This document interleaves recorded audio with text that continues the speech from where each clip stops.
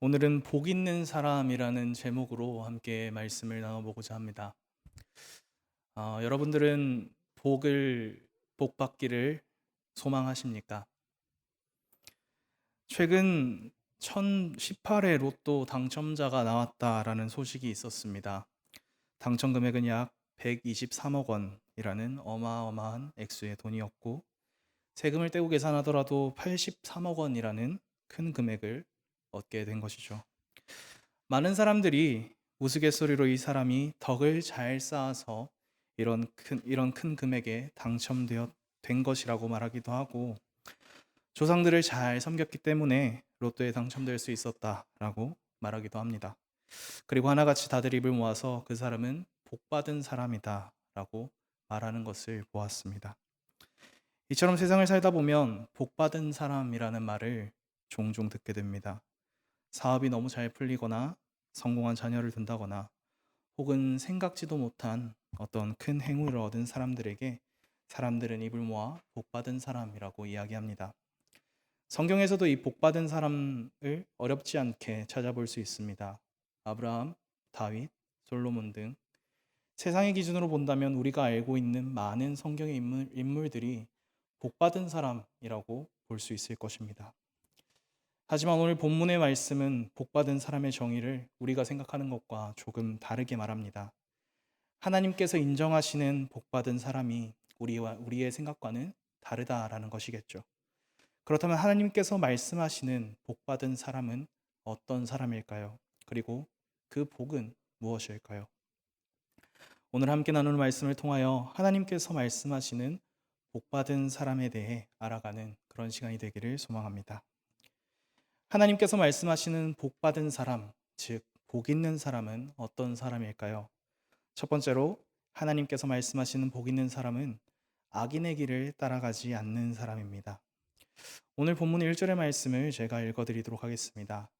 복 있는 사람은 악인들의 꾀를 따르지 아니하며 죄인들의 길에 서지 아니하며 오만한 자들의 자리에 앉지 아니하고. 성경은 복 있는 사람을 이렇게 정의합니다. 악인의 꾀를 따르지 않는 자, 죄인들의 길에 서지 않는 자, 오만한 자들의 자리에 앉지 않는 자. 쉽게 말해서 악인의 길을 따르지 않는 자가 복 있는 사람이라고 말하는 것입니다. 사실 이 말을 들으면 복 있는 사람이 되는 것은 그렇게 어려워 보이지 않는 것 같습니다. 내가 생각하는 악한 사람들처럼 꾀를 부리지 않으면 될 것 같고, 법이 정한 테두리 내에서 법을 잘 지키며 살아가면 될 것 같고, 오만하게 살지 않으면 되니 딱히 어려운 것이 없어 보입니다. 하지만 과연 그럴까요? 과연 세상에 단 한 번도 악인의 말에 귀를 기울이지 않은 사람이 있을까요? 단 한 번도 직장이나 사회에서 신앙이 없는 이성을 흠모하지 않은 사람이 과연 있을까요? 아니면 세상에 단 한 번도 하나님에게서 멀리 있는 유명인을 동경한 적이 없는 사람이 과연 존재할까요? 만약 이런 경험을 가지고 있는 사람이라면 그 사람은 악인의 꾀를 따라간 사람이라고 할 수 있습니다.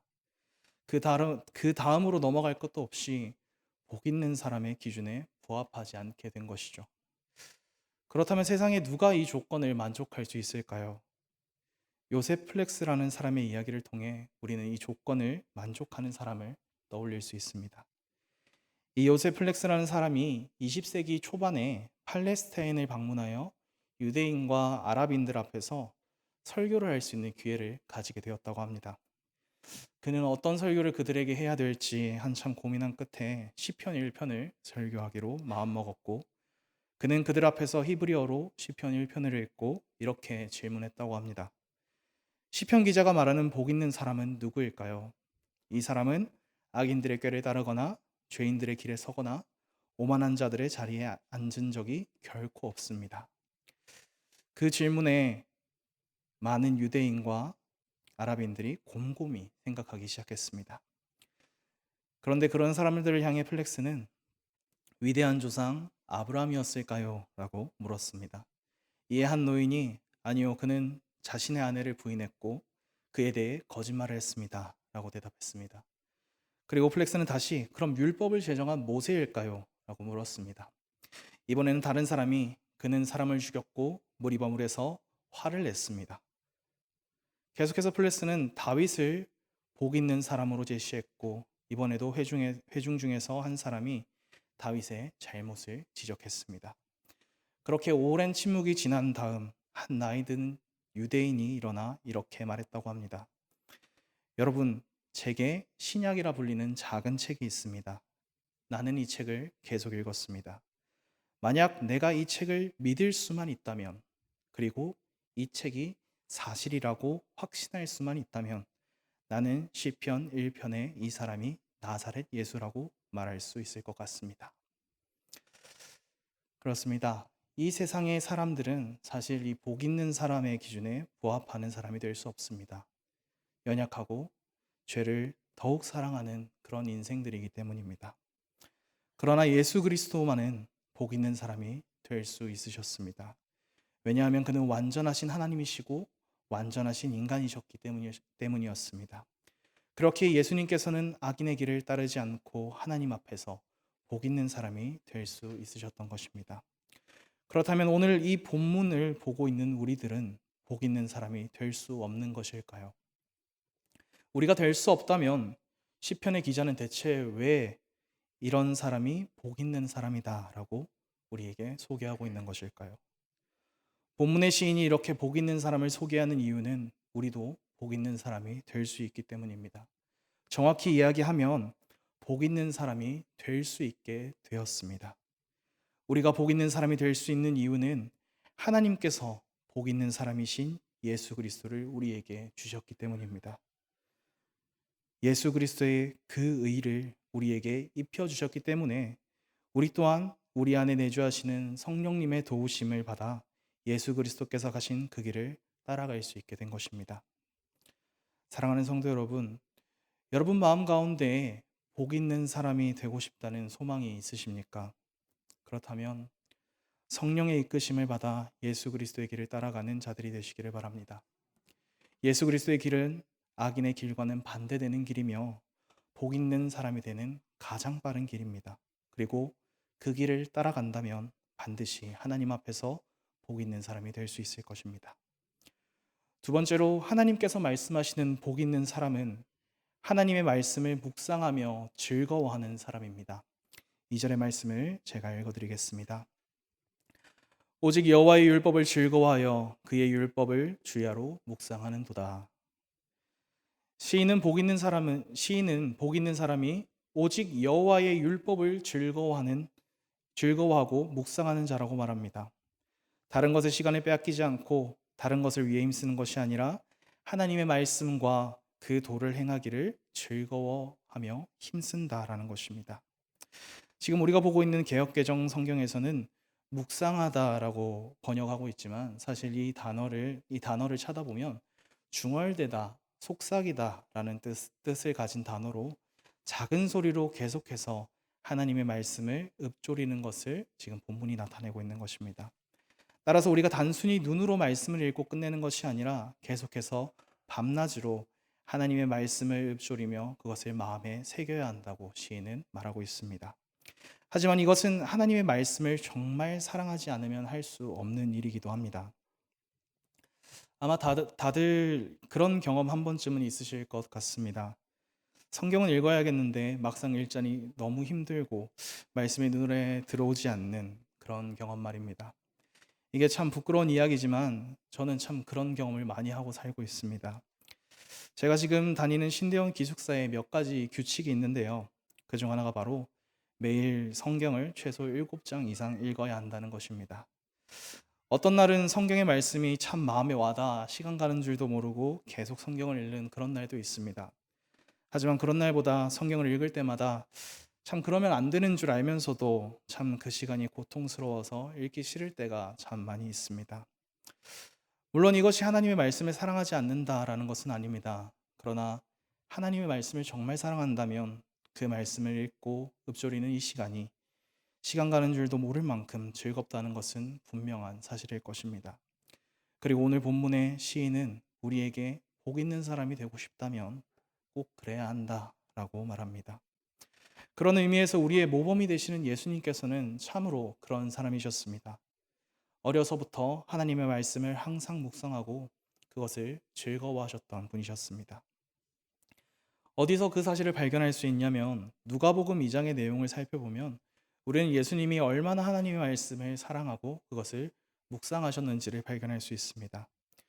누가복음 2장의 내용을 살펴보면 예수님의 어린 시절 유월절에 맞춰 부모님과 함께 예루살렘으로 올라갔던 이야기가 나와 있습니다. 유월절을 지키고 난 뒤 마리아와 요셉은 많은 인파와 함께 자신들의 고향으로 돌아가게 됩니다. 하지만 어린 예수님께서는 그 행렬을 따라가지 않으시고 성전에서 랍비들과 성경에 관한 이야기를 나누십니다.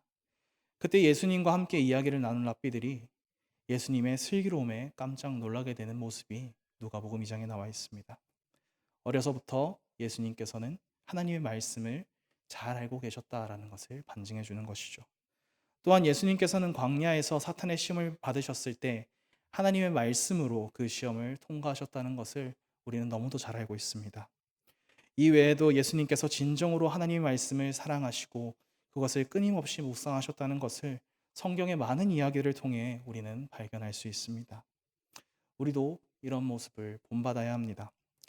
예수 그리스도께서 하나님의 말씀을 늘 묵상하시고 그것을 즐거워하셨던 것처럼 우리도 하나님의 말씀을 묵상하기를 멈추지 말고 밥을 먹을 때나 쉴 때나 일할 때나 언제든지 하나님의 말씀을 묵상할 수 있도록 힘을 써야 합니다. 그리고 그것을 단지 우리가 달성해야 하는 하나의 목표처럼 여기는 것이 아니라 하나님의 말씀을 묵상하는 것을 즐기며 즐거워할 수 있어야 합니다. 진심으로 그 말씀을 사랑할 수 있어야 합니다. 사랑하는 성도 여러분, 하나님의 말씀을 늘 읊조리는 우리가 되기를 원합니다. 그리고 그것을 항상 즐거워할 수 있기를 소망합니다. 그리할 때 우리는 하나님의 복 있는 사람이 될 수 있을 것입니다. 마지막으로 하나님께서 말씀하시는 복 있는 사람은 어떠한 사람입니까? 복 있는 사람은 하나님께서 반드시 심판하실 것을 믿으며 살아가는 사람이 바로 복 있는 사람입니다. 6절의 말씀을 제가 읽어드리겠습니다. 무릇 의인들의 길은 여호와께서 인정하시나 악인들의 길은 망하리로다. 아멘. 하나님께서는 악인과 의인의 결말을 아주 명백하게 말씀하고 계십니다.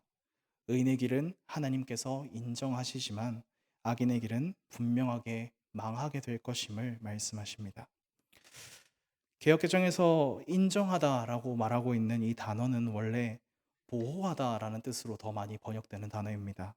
다시 말해서 하나님께서는 단순히 의인의 길을 가는 자들에게 그래 너 잘 살고 있구나, 그래 너 잘 살았다 라고 이야기하는 것이 아니라 그들의 삶을 인정해 주시고 넘어가신다는 것을 그냥 단순히 그것을 인정하고 넘어가신다는 것을 의미하는 것이 아닙니다.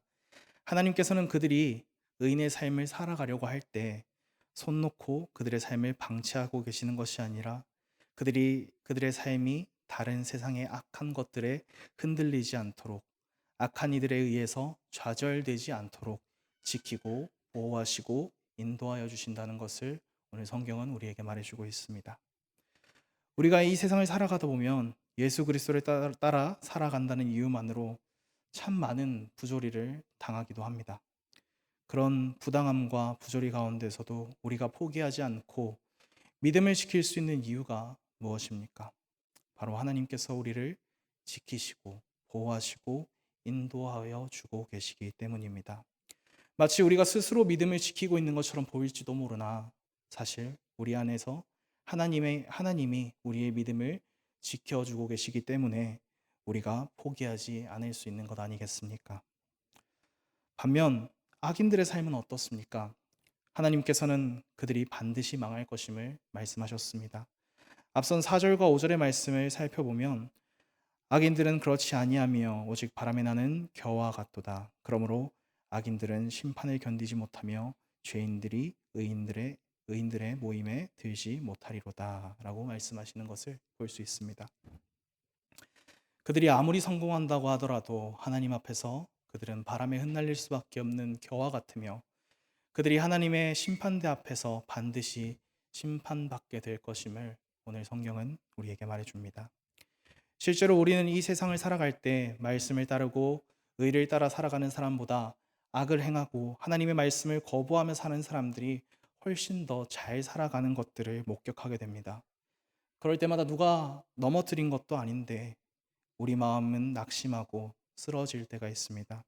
심지어 하나님을 원망하고 이 길을 그리고 말씀을 의심할 때도 있습니다. 그러나 오늘 본문을 통해 하나님께서는 분명하게 말씀하십니다. 하나님의 말씀을 사모하며 따라 살아가는 자들에게 이렇게 말씀하십니다. 그들은 바람에 나는 겨와 같다고. 그들의 성공과 형통은 모래 위에 지은 집 같다고. 그들이 이 세상에서 아무리 잘 산다고 하더라도 그들은 심판받게 될 것이며 망하게 될 것이라고 말씀해 주십니다. 그렇기에 복 있는 사람은 크게 낙담하지 않습니다. 낙담하여도 그곳에서 멈추지 않습니다. 끝까지 하나님의 말씀을 붙들고 주의 말씀을 묵상하며 앞으로 나아갑니다. 왜냐하면 하나님께서 자신을 보호하여 주실 것을 그리고 인도하여 주실 것을 믿고 알기 때문입니다. 지금 나를 시험 들게 하는 저 악한 자들의 성공이 모래 위의 성처럼 분명하게 무너져 내릴 것을 알고 있기 때문입니다. 사랑하는 성도 여러분, 복 있는 사람은 이 세상을 두려워하지 않는 자들입니다. 이 세상 권세를 두려워하지 않고 하나님의 말씀을 따르는 자들이 승리할 것임을 끝까지 믿는 자들이 바로 복 있는 사람들입니다. 그러니 끝까지 그 믿음 놓치지 말고 살아가시기를 바랍니다. 끝까지 주의 말씀을 묵상하는 것을 즐거워하는 것을 멈추지 마시기를 간절히 소원합니다. 이제 말씀을 맺고자 합니다. 하나님께서 말씀하시는 복 있는 사람은 어떤 사람이었습니까? 하나님께서 말씀하시는 복 있는 사람은 악인의 길을 가지 않는 사람이며 하나님의 말씀을 항상 묵상하고 그것을 즐거워하는 사람이며 하나님께서 반드시 악을 심판하실 것을 믿는 사람들입니다. 사랑하는 성도 여러분, 원래 우리는 하나님이 보시기에 복 있는 사람이 될 수 없는 그런 자들이었습니다. 그러나 하나님께서 우리에게 주신 예수 그리스도를 통하여 우리에게도 복 있는 사람이 될 수 있는 그 능력을 주셨습니다. 은혜입니다. 그러니 그 능력을 끝까지 믿으며 살아가시기를 바랍니다. 예수 그리스도를 의지하여 하나님의 말씀을 묵상하고 그것으로 즐거워하며 의인의 길을 걸어갈 수 있는 그런 자들이 되기를 소원합니다. 그리고 이번 한 주 진심으로 그런 삶을 살아갈 수 있는 저와 여러분들이 되시기를 간절히 소망합니다. 주기도문 하시면서